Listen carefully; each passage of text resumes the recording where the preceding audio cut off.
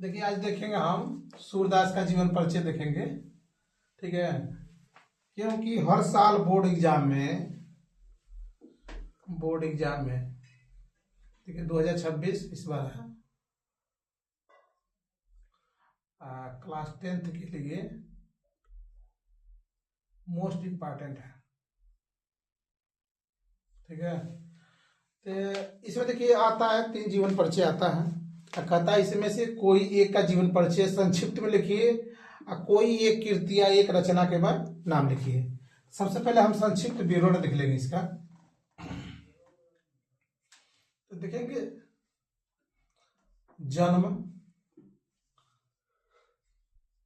जन्म स्थान, उसके बाद पिताजी के नाम देख लेंगे, फिर माताजी के नाम देख लेंगे। और देखिए जितना भी पद में जीवन परिचय आएगा, चाहे सूरदास को हो चाहे तुलसीदास को हो, सब में हम गुरु का नाम लिखना एकदम अनिवार्य होता है। तो गुरु का नाम देख लेंगे, गुरु का नाम, उसके बाद हम देखेंगे लास्ट में मृत्यु और रचना के नाम। देखिए सूरदास का जो जन्म है ये 1478 ईस्वी में 1478 ईस्वी में। और जो इनका देखिए जन्म स्थान है आगरा मथुरा मार्ग पर स्थित रूनकता। कहाँ? रूनकता नामक ग्राम में हुआ था। इनके पिताजी के नाम जो है रामदास है, इनकी माता जी का नाम जमुना दास। देखिए कितना सटीक है कि हम इतना आसानी से याद कर लेंगे। याद हम कर रहे हैं सूरदास का, इसमें रामदास कर दीजिए, इसमें जमुना दास कर लीजिए। ठीक है, रामदास और जमुना दास, जिसे आप लोग जानते हैं याद करने थोड़ा ट्रिक समझ लीजिए। जैसे राम जी बैर खाए थे, इसी तरह कौन सी राम के साथ जमुना याद कर लीजिए, जामुन याद कर लीजिए। तो रामदास और क्या हो जाएगा उनकी पत्नी के नाम जमुना दास। इनके गुरु जी थे वल्लभाचार्य थे। सूरदास के गुरु का नाम वल्लभाचार्य। ठीक है, अब 1583 में, कब? 1583 ईस्वी में इनका क्या हुआ था? मृत्यु हुआ था। रचना लिखना रहेगा, हम क्या लिख देंगे? सूर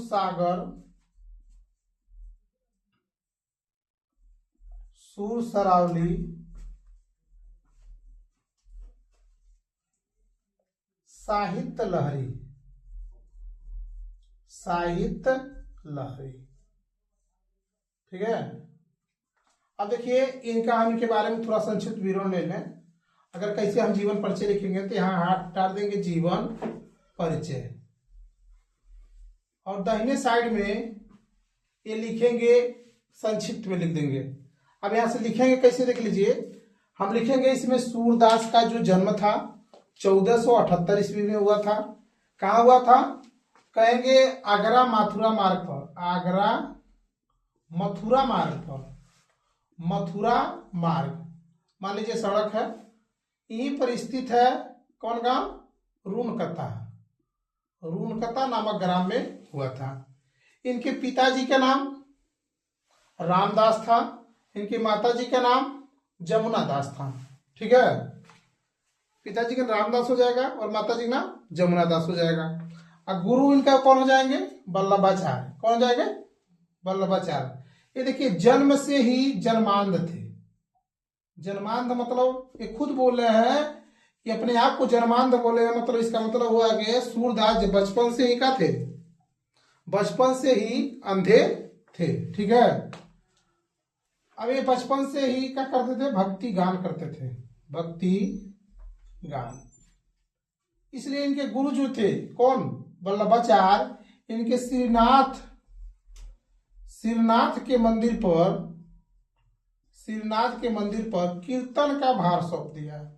वो जान गए कहीं जा नहीं पाएंगे भाई सूरदास है भाई, देख नहीं पा रहे हैं, तो ये मंदिर पर ही रहेंगे और क्या करेंगे?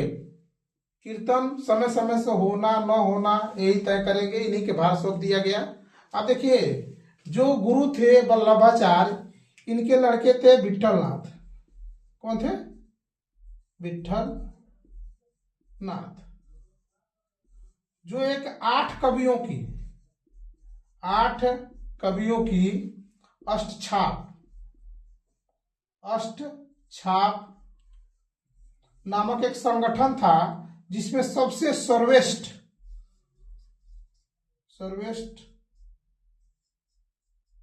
कवि थे, वो थे सूरदास। देखिए, अंधे होते हुए भी इतने के पास ज्ञान था कि 8 कवियों में सबसे सर्वश्रेष्ठ कवि कौन थे? सूरदास। ठीक है, अब इसमें ये जानना जरूरी है। देखिए, ये हो गया इनका संक्षिप्त में कौन सी जीवन परिचय हो जाएगा।